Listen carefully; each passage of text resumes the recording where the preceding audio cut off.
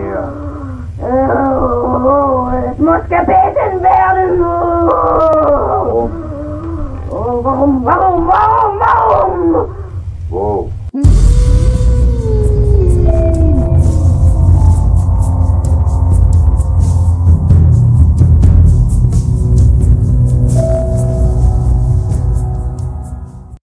Hai guys, mohon bantu untuk subscribe channel ini ya, supaya gua bisa nambah istri. Buat yang udah, makasih nih. Maaf ngerepotin. Aduh, ampun bunda, ampun. Assalamualaikum warahmatullahi wabarakatuh guys. Apa kabar kalian semuanya? Semoga pada sehat semua ya. Dan ingat, corona masih ada, jadi masih tetap harus jaga protokol kesehatan guys, sesuai dengan anjuran pemerintah. Ya, kali ini Aquilas Room bakalan balik lagi di segmen Mirror. Apa itu Mirror? Minggu horor. Buat kalian para penggemar setianya Aquilas Room pasti tahu banget dengan segmen ini ya. Segmen ini dibuat khususnya untuk para jomblo yang biasanya kalau malam mingguan itu tarik selimut lebih cepet. Kalian masih bisa tetap ngerayain malam minggu kalian dengan segmen Mirror ini ya. Kita buat malam minggu sekalian jadi tambah horor. Di segmen Mirror kali ini Aquilas Room bakalan ngebahas satu kisah lagi nih yang gue bisa bilang ya ini cukup mengerikan, dan bahkan bisa dibilang kasus ini adalah termasuk kasus yang paling menyeramkan. Karena apa? Karena korbannya ini meninggal gara-gara setan. Katanya begitu guys. Oke guys, tanpa banyak bacot lagi basa-basi di openingnya kelamaan bang, langsung aja kita meluncur. Kalian pasti pernah nonton film dengan judul The Exorcism of Emily Rose yang dirilis pada tahun 2005 ya. Dan film ini tuh saking legendnya ya, hampir di semua negara tuh disiarkan ya. Dan sebenarnya kisah ini adalah diangkat dari kisah nyata yang dialami oleh seorang gadis dari Jerman dengan nama Annelies Michel. Nah, Annelies Michel ini sendiri adalah seorang gadis yang lahir di Bavaria, Jerman, yaitu saat itu Jerman masih barat dan timur, dan dia ini kebetulan lahirnya di Jerman Barat guys, pada tanggal 21 September 1952. Dan ini gue mau ngingetin nih buat kalian, sebelum gue ceritain lebih detailnya, ini emang akan menyangkut sebuah ideologi. Dan ini tuh ya gue nggak mau ngebahas tentang agama atau ideologinya tersebut ya guys ya. Lagi-lagi gue yakin banget kalian adalah penonton yang sangat cerdas dan pintar, sudah dewasa bahkan ya. Jadi gue nggak bahas tentang agamanya yang salah atau apa segala macam, enggak. Memang kebetulan cerita yang akan kita bawain ini memang berkenaan dengan agama tersebut guys ya. Jadi Annelies Michel dan keluarganya kebetulan beragamanya adalah Kristen Katolik guys ya. Dan waktu muda ini sebenarnya si Annelies ini tumbuh di keluarga yang sangat taat beragama ya guys ya. Dan ini tuh menyebabkan Annelies Michel ini ya tumbuh sebagai gadis yang baik-baik guys ya. Saking baiknya dia dikenal sebagai gadis yang sangat supel, periang, ramah, dan mudah bergaul lah, temannya banyak. Dan kehidupan Annelies Michel bisa dibilang fine-fine aja, sampai dia sekolah punya teman banyak, nggak ngalamin bully dan sebagainya, enggak. Dia bener-bener kayak ya biasa aja lah gadis pada umumnya gitu ya. Sampai dengan di usianya yang ke-16 tahun saat si Annelies lagi sekolah ya, tepatnya di bulan September tahun 1968 nih, tiba-tiba Annelies ini pingsan. Heboh lah itu satu sekolahan temen-temennya ya, saking dia banyak temennya ya. Bingung gitu nih, Annelies tiba-tiba pingsan, kejang-kejang tapi guys. Nah, ketika si Annelies sadar, dia menceritakan bahwasannya Annelies ini katanya itu ngerasa kayak dadanya itu dihimpit. Sebenarnya setelah kejadian pingsannya si Annelies di usianya yang 16 tahun ya, itu udah fan-fan aja nih. Sampai 11 bulan kemudian Annelies ini kambuh, mengalami hal serupa, dan bahkan ini bisa dibilang lebih parah guys. Nah, saat kejadian yang kedua kalinya nih, sebenarnya si Annelies ini lagi posisinya tidur guys ya. Nggak ada apa-apa, nggak ada angin, nggak ada hujan, nggak ada yang nyolek, nggak ada yang nampol. Tiba-tiba nih dia bangun dan dia tuh marah-marah, ngegerem-gerem gitu ya. Kalau di Indonesia mungkin udah kayak aing maung gitu kali ya. Tapi ya ini karena di Jerman nggak ada maung gitu kan ya. Yang jelas hal ini membuat sekeluarganya tuh geger, terutama ibunya. Nah, sampai keesokan harinya, akhirnya ibunya si Annelies ini memastikan untuk anaknya tuh nggak kenapa-napa. Dia bawalah anaknya ke klinik syaraf nih ya. Ketemulah dia sama dokter ahli saraf terkemuka di Jerman Barat saat itu guys ya. Dan ketika diperiksa ternyata hasilnya tuh nggak ada apa-apa. Kondisi fisiknya Annelies tuh fine banget, bahkan bisa dibilang fit gitu ya. Karena nggak ada diagnosis apa-apa, tapi si Annelies ini menunjukkan gejala-gejala yang aneh ya, kayak orang kejang, halusinasi, delusi, dia bilang ngelihat sesuatu, merasakan sesuatu. Akhirnya si dokter menyimpulkan kemungkinan nih guys ya, kalau si Annelies ini kena penyakit yang namanya epilepsi lobus temporal. Epilepsi lobus temporal. Temporal mulu ya Allah. Epilepsi lobus temporal. Yang dimana ini kalau buat kalian yang nggak tahu epilepsi itu apa, ini intinya adalah penyakit yang menyerang orang sampai orang itu bisa kejang-kejang, delusi, halusinasi, merasa sesuatu atau melihat sesuatu yang kayak gitu-gitulah guys. Nah karena diagnosisnya si Anneliese di tahun 1970 nih, akhirnya si dokter ini menyarankan untuk si Anneliese minum obat antikompulsan, yaitu obat yang bisa menangani penyakit-penyakit saraf gitulah ya, supaya dia lebih tenang, nggak halu. Nah setelah si Anneliese meminum obat antikompulsan tadi ya, ini sebenarnya juga udah kayak berangsur membaik lagi nih ya. Biasa gitu kalau orang sakit minum obat ya kayak menunjukkan gejala-gejala akan sembuh guys ya. Sampai akhirnya si Anneliese ini di tahun 1973 masuk ke Universitas Würzburg di Jerman ya. Dan dia tuh bisa dibilang ya kayak pede banget masuk ke universitas dan bener diterima di sana guys. Tapi ya karena dia mengkonsumsi obat-obatan antikompulsan secara jangka yang panjang juga nih ya, ternyata obat-obatan tersebut juga kayak nggak berefek terlalu bagus untuk badannya mungkin ya. Jadi kondisinya bisa dibilang makin memburuk. Meskipun si Anneliese ini masih terus-terusan mengkonsumsi obat antikompulsan tadi ya guys ya, cuman nih keluarganya udah mulai curiga nih, kayaknya ada sesuatu yang merasuki jiwa anaknya nih, terutama ibunya nih ya. Dia tuh kayak ngerasa gak mungkin ini penyakit jiwaan, karena anak gue tuh sering kayak tiba-tiba berubah suara, sering tiba-tiba marah-marah gak jelas, emosinya tuh nggak stabil lah ya, kayak orang PMS tapi kayak tiap hari PMS-nya gitulah kira-kira. Puyeng kan lo? Dan ibunya yakin banget bahwasannya si putrinya ini atau si Anneliese ini dikuasai sama iblis jahat yang namanya Lucifer. Karena kepercayaan ibunya tadilah dia mulai mencari pengobatan alternatif selain obat-obatan tadi guys ya. Ya dia mulai menemui pastor, menemui bapak ini, bapak itu gitulah ya. Pokoknya dia kayak nyeritain semua ke pasturnya tentang kondisi anaknya yang suka marah-marah tiba-tiba, suka teriak-teriak nggak jelas, kejang-kejang, bahkan tiba-tiba kayak ada yang merasuki jiwanya gitu ya. Nah di tahun 1973 inilah Anneliese ini mulai tambah halu, dan bahkan ketika dia dirawat oleh dokter yang awalnya meriksa dia yang ngasih obat antikompulsan tadi, namanya dokter Ludwig ya, dan dia cerita ke dokter Ludwig ini bilang, dok, gue kayaknya udah makin parah nih, gue suka denger suara ketukan-ketukan keras di kamar gue, dan gue tuh bahkan ngedenger suara-suara bisikan yang menyatakan bahwasannya gue nih akan masuk ke dalam neraka nih. Ya makin stres lah si Anneliese ini kan ya. Terus dokternya juga yang denger udah makin, duh ini kayaknya makin parah nih gitu kan. Dan dia menyarankan juga ke ibunya, dan ini yang menyebabkan ibunya tuh yakin banget ini anaknya bener-bener emang dikuasain sama iblis jahat. Nah si Anneliese ini kan udah mulai mengalami parahnya itu di tahun 1973 ya, dan ini masih berlangsung terus sampai dengan di tahun 1975. Ini makin parah, makin caur lagi guys si Anneliese ya. Dia udah mulai ngerasain ada aroma bau busuk di sekitaran dia yang bikin dia terganggu dan nggak bisa tidur. Bahkan ini si Anneliese ini jarang banget tidur, dan setiap malam datang tuh dia kayak gelisah, berdoa yang cepet-cepet gitu ya. Ya bahkan kalau di penyakit kejiwaan mungkin si Anneliese ini di tahun 1975 nih udah mulai masuk ke fase katatonik, dimana si Anneliese sering ditemukan sedang berdoa, memegang Bible atau Alkitab, dan dia tuh bacanya tuh udah aneh, udah kayak yang kayak gitu-gitu guys ya. Jadi udah nggak normal banget lah. Ibunya tuh makin gelisah ngelihat hal yang seperti ini guys. Dan bahkan guys ya, tidak jarang ditemukan Anneliese ini lagi minum air seninya sendiri. Dia juga ngancurin benda-benda yang berhubungan sama keagamaannya yang dia percayai banget tadinya ya guys ya. Kayak contoh, mohon maaf ya, kayak salibnya gitu dibanting sama dia, dihancurin sama dia. Dia nggak suka banget ngelihat hal-hal yang berbau agama. Yang tadinya dia masih megang-megang Bible-nya dibuang guys ya. Dan bahkan nih sebenarnya si Anneliese di tahun 1975 ini udah nggak doyan makan. Dia udah kayak nggak mau makan lah, berhenti makan, bener-bener puasa guys ya. Nah, yang anehnya nih, padahal dia udah nggak makan segitu lama ya, sampai berminggu-minggu bahkan disebutkan si Anneliese ini, tapi punya kekuatan yang aneh banget, abnormal banget, yang nggak masuk logika. Biasanya kan ya kayak gue lah, nih kan gue gendut nih ya, ketika gue diet gitu ya, sehari 2 hari tuh gue lemes banget guys ya.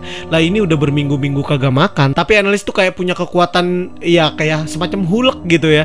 Adiknya datang tuh dibanting pakai satu tangan, lemparnya bukan semeter 2 meter guys, mentok sampai ke tembok.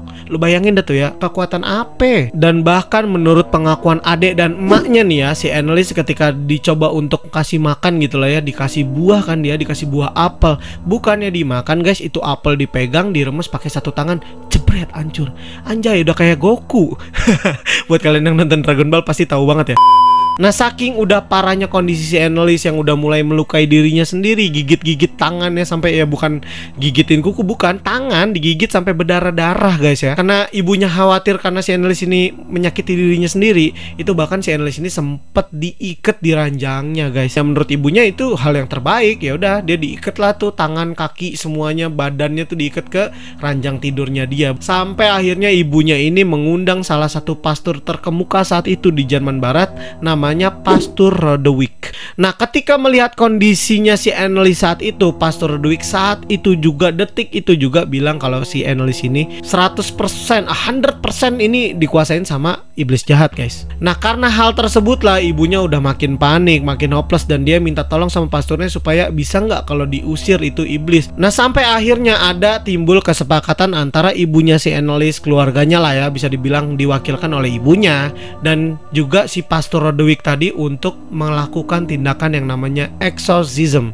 Exorcism itu ya tindakan kalau di sekarang mah kayak pengusiran setan lah gampangnya dah ya. Nah, karena dirasa di dalam tubuhnya si Anneliese ini ada lebih dari satu setan yang jahat nih ya, Pastor Rodewijk juga mengajak salah satu kerabatnya atau temannya dia lah ya, sesama pastor, untuk membantu dia mengusir setan yang ada di tubuhnya Anneliese. Ketika mulai proses pengusiran roh tadi ya, kedua pastor yang bertugas ini ya, ini membolehkan keluarganya untuk merekam suara dari tindakan pengusiran setan tersebut ya, in case buat ngebuktiin kalau Anneliese ini benar-benar dirasukin sama setan. Dan ya, nih gue mau ngasih sedikit rekaman dari pengusiran setan yang dilangsungkan saat itu ya guys ya. Ini bukan jump scare, tapi bener-bener emang scary. Gue juga sempat ngeri dan agak terngiang-ngiang ketika mendengarkan hal ini ya. Nah, lu dengerin dan nih videonya, peluncur. Ja, ich will auch für die anderen leiden, damit die nicht in die Hölle kommen und so. Aber dass das dann so schlimm ist und so grausam und so furchtbar, nee. Das denkt man leiden, das ist so leichte Sache, aber wenn es dann wirklich schlimm wird, da will man überhaupt nicht mehr, da will mein Kind sterben. Ihr Klötze! Nein, ihr Klötze! Und der Maul, ihr Klötze! Oh, so der will auch nicht, oh, ich geh auch nicht, oh. Sind wir schon 3? Wie. Was ist so eine Scheiße?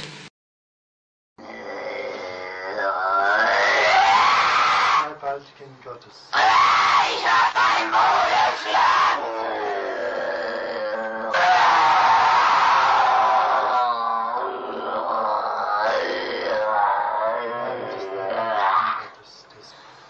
Namen des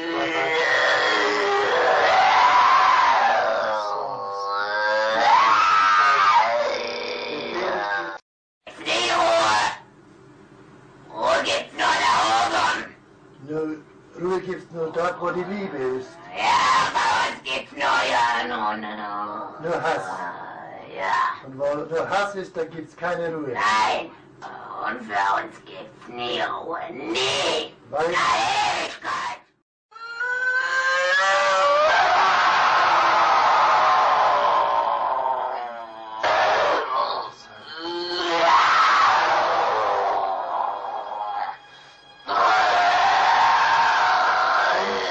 Und jetzt bin ich verdammt.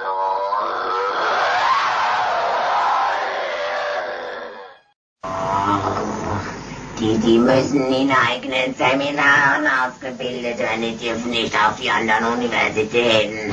Kapiert? Klar. Ist da sonst noch etwas zu sagen? Oh, weil das, weil. Weil der Teufel größere Macht.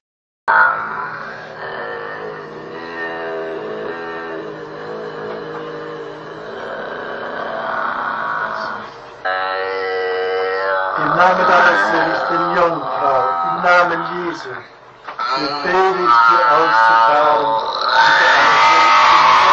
Im Namen des dreifaltigen Gottes, des Vaters, im Namen des dreifaltigen Geistes, befehle ich dir auszufahren und nicht. Nah, sesuai prediksinya si pastor-pastor tadi ya, ternyata di dalam tubuhnya Anneliese bukan hanya ada satu iblis saja, tapi lebih dari satu ya. Lebih tepatnya ketika dari potongan video tadi lo bisa denger ya, di situ dia nyebutin bahwasannya ada aku, terus ada Judas, ada Nero, Kain, dan Hitler. Nah ketika ditanyain sama pasturnya tadi, lalu yang keenam siapa? Itu dia nggak jawab guys, cuman menggeram doang, mengaum doang gitu. Terus si pasturnya nanya apakah Lucifer? Dan di situ baru ya kemungkinan besar Anneliese ini dirasukin sama Lucifer. Fun fact-nya, Lucifer ini dikenal sebagai anaknya langsung dari iblis ya. Kalau menurut kepercayaan atau ideologi yang ada nih ya, sebenarnya Lucifer ini adalah anak langsung dari iblisnya. Iblis yang benar-benar iblis yang diusir dari surga ya. Menurut kepercayaan sih begitu. Nah anaknya itu namanya Lucifer dan dia ada di tubuhnya Anneliese. Dan iblis inilah yang paling susah untuk diusir guys. Karena setan-setan yang ada di dalam tubuhnya si Anneliese ini benar-benar susah banget buat diusir ya. Jadi pengusiran setan yang dilakukan oleh kedua pastor ini terhadap Anneliese ini itu berlangsung puluhan kali guys ya. Menurut kabar atau artikel yang sempat gue baca itu lebih dari 50 kali guys. Lu bayangin dah tuh ya. Dan ini berlangsung sampai setahun dari tahun 1975 sampai dengan 1976. Dimana pada bulan Mei 1976 ini Anneliese sudah ada di tingkat yang sangat ekstrim banget bisa dibilang, dan dia benar-benar nolak untuk makan dan minum. Ini gila ya, di bulan Mei tadi ya. Dan ini berlangsung sampai di bulan Juni-nya guys ya. Sebulan full kagak makan kagak minum. Gua kagak ngerti banget dah ya. Dan di bulan Juni bisa dibilang kondisinya Anneliese ini udah sangat ekstrim parah. Tubuhnya tuh udah kering kerontang ya, kayak tulang sama kulit doang lah. Dan menurut pengakuan dari ibu dan adiknya si Anneliese ini, Anneliese tuh udah kayak lemes banget. Dan di bulan Juni adalah pengusiran setan yang terakhir dilakukan kepada Anneliese, karena pada tanggal 29 Juni 1976 saat dilangsungkan tindakan exorcism itu ya, ini Anneliese tuh sempat teriak-teriak jejeritan minta ampun, ampun om, kayak gitulah kira-kira lah. Nah karena hal tersebut lah kedua pastor yang bertugas untuk melakukan pengusiran setan tadi menghentikan prosesi tersebut. Malang nasibnya si Anneliese, sehari setelahnya tanggal 30 Juni 1976 Anneliese ditemukan sudah meninggal di atas ranjangnya dengan keadaan yang sangat mengenaskan. Nah, Anneliese ini meninggal pada usianya yang ke-23 tahun dan dengan berat badan hanya 30 kilo, guys. Udah kayak usia belasan tahun itu ya. Lah gua aja beratnya 3 digit, udah kayak kamar hotel ya, guys. Dari hasil otopsi juga diketahui bahwasannya Anneliese ini meninggal karena dehidrasi dan juga kekurangan gizi yang sangat ekstrim. Nah sebenarnya pada tanggal 30 Mei 1976 ya, setelah dilakukan proses exorcism tadi ya, ada salah satu pasturnya juga dari Anneliese tadi yang minta salah satu temennya yang memang kebetulan profesinya adalah dokter, yaitu Dr. Richard, untuk datang mengunjungi Anneliese. Periksa gitulah kira-kira kalau dari sisi medis tuh Anneliese tuh kenapa sih gitu kan. Setelah dilakukan pemeriksaan oleh Dr. Richard ya, Dr. Richard ini mengaku bahwasannya Anneliese ini nggak kenapa-napa secara medis gitu loh. Jadi ya bisa dibilang ya kemungkinannya memang bener-bener Anneliese ini kerasukan setan guys. Tapi guys lagi-lagi ya namanya proses hukum ya, kagak kenal istilah ada setan yang bisa ngebunuh manusia, kagak nampak, kagak bisa dipenjara kalaupun ada setan ya kan. Nah hal inilah yang menyebabkan akhirnya secara hukum yang bersalah adalah ibunya Anneliese yang menyetujui dan meminta untuk kegiatan exorcism dilakukan pada Anneliese, dan juga kedua pastor yang melakukan exorcism terhadap si Anneliese. Jadi bisa dibilang pastor sama si ibunya ini apes banget ya. Tindakannya mereka ini kan tujuannya mau nolongin Anneliese gitu kan. Tapi ya karena Anneliese meninggal jadinya kena ketempuan dah. Dan selama persidangan berlangsung baru terbuka bahwasannya Anneliese ini sudah mengalami 67 kali tindakan exorcism, pengusiran setan. Itu lelah banget lah ya, 67 kali gengs. Dan 67 kali exorcism tadilah yang membuat pengadilan yakin bahwasannya Anneliese ini meninggal juga karena kelelahan secara fisik dan mental. Nah setelah serangkaian proses yang dilangsungkan di pengadilan, akhirnya pengadilan memutuskan bahwasannya kedua pastor yang melakukan tindakan exorcism dan ibunya Anneliese ini bersalah. Mereka ini akan dipenjara selama 6 bulan dan 3 tahun masa percobaan. Jadi totalnya berarti 3 tahun 6 bulan lah ya guys ya. Lebih tepatnya 3,5 tahun ya. Intinya sih ya dia tuh didakwa bahwasannya mereka ini melakukan kelalaian yang menyebabkan hilangnya nyawa dari si Anneliese Missel. So guys, gimana menurut kalian? Apakah hukuman yang dijatuhkan kepada ibunya Anneliese dan kedua pastor tadi menurut kalian itu adil? Ya kalau buat gua pribadi sih ya sebenarnya namanya hukum, mereka kan nggak akan melibatkan ya supranatural di dalam hukum gitu kan. Nah tapi ya namanya kelalaian sampai menyebabkan si Anneliese ini meninggal, ya ada benarnya juga bahwasannya tindakan pengadilan ini harus tetap ditegakkan karena ada nyawa yang melayang di sana guys ya. Gimana kalau menurut kalian? Tulis di kolom komentar, kita diskusi sama-sama ya. Semoga pembahasan kali ini cukup menarik untuk kalian dengarkan dari awal sampai akhir ya guys ya. Gue mau ngucapin banyak makasih nih buat kalian yang udah nonton videonya Aquilas Room dari awal sampai akhir, dan bahkan bisa jadi dari uploadan pertama sampai yang sekarang nih. Aduh, kalian benar-benar top banget lah ya. Dan buat kalian yang belum subscribe nih guys ya, lagi-lagi guys ya, buset dah ya, lu kagak tahu sih ya, gue ngerekam video tengah malam nih, susah-susah payah buat lu dengerin, buat lu tonton ya kan. Subscribe. Gue berdoa supaya Tuhan membukakan pintu hati kalian, mengetuk pintu hati kalian buat nge-subscribe channelnya Aquilas Room. Ya udahlah, tanpa banyak bacot lagi ya. See you on the next video.